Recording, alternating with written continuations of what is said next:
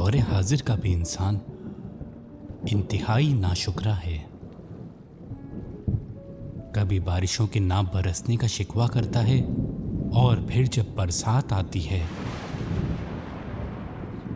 تو وہ اس رحمت کو زحمت سمجھ بیٹھتا ہے۔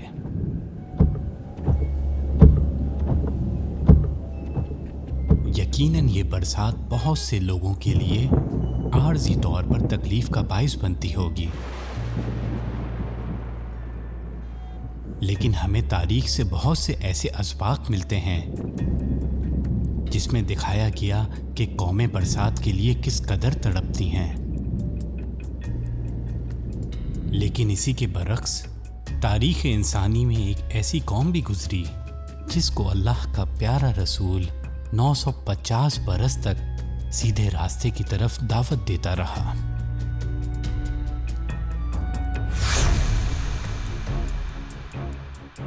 لیکن سلام کیجئے ان کو جنہوں نے اللہ کے رسول کو جھٹلایا، نہ صرف ان کو جھٹلایا بلکہ ان کی تذلیل کری، اور ہر مرنے والا اپنے بچوں کو یہ تلقین کر کے جاتا تھا کہ تم نے اس شخص کی باتوں پر ایمان نہیں لانا، اور یہ بدبخت اس پیغمبر علیہ السلام کا مذاق اڑاتے ہوئے بے جا یہ کہتے تھے کہ لے آؤ وہ عذاب جس سے تم ہمیں ڈراتے ہو۔ آخر جب پیغمبر علیہ السلام کا صبر کا پیمانہ لبریز ہوا تو انہوں نے اللہ کے حضور دعا کری، اور پھر ایک دن آسمانوں اور زمینوں کے دروازے کھل گئے اور ہر طرف سے پانی برسنا شروع ہو گیا۔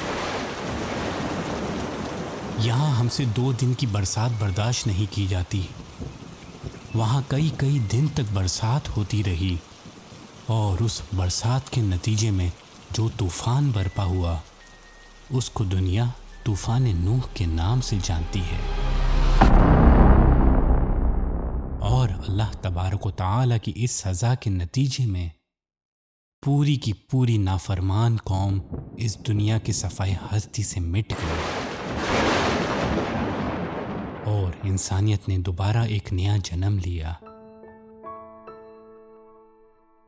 اسی لیے اس پیغمبر کو آدم ثانی بھی کہا جاتا ہے۔